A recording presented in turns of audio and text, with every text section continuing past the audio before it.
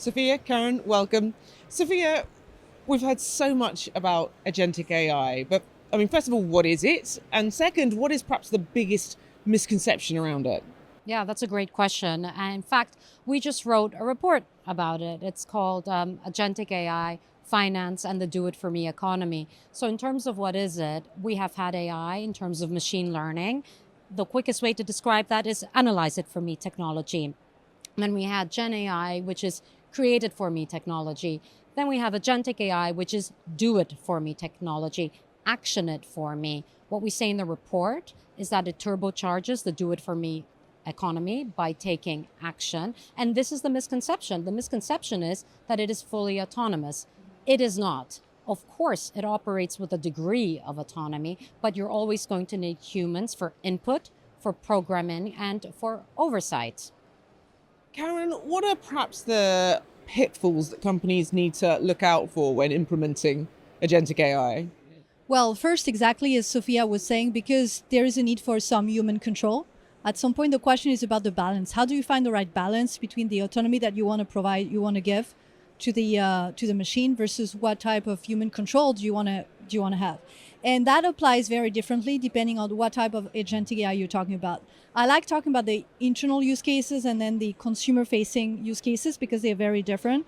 When it relates to internal use cases, actually, this is already starting, and this is where we're seeing a lot of companies actually learning to do it, for example, to create coding for their softwares. And this is really where, if you have the right supervision by a human, it actually works already quite well.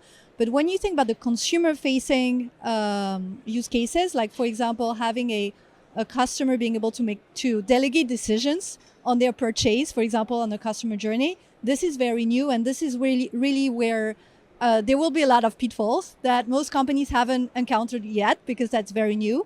But the question will be somehow, how much delegation do you want do consumers want to give to their agent AI? So that's going to be very interesting. So what piece of advice would you give companies that are looking to capture value from this? Well, I think companies need to be really thoughtful in terms of how they present agentic AI and the value that it creates to their employees. Because to my earlier point, we said we always need to have the human in the loop or above the loop, and you need to bring the humans with you.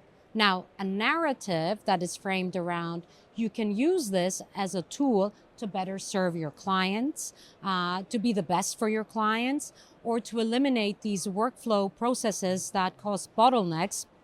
A narrative like that is likely to go down well and create a positive culture and bring employees with you from the beginning when you're thinking about the agentic AI use case, and not have your employees come in at the end. Yes, and maybe if I can add to this, because I think this idea of how do you convince your employees that AI is going to increase joy in your work and reduce toil, right? I think that's somehow the vision that needs to be created.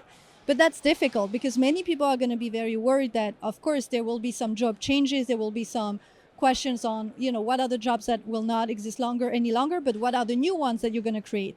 And this question about how do you use AI to have them focused on what the employees don't like doing, so that the employees can really do what they want, what they like doing, and how they create value in the organization. I think that's part of the transformation that needs to happen. Karen, Sophia, thank you so much for your time.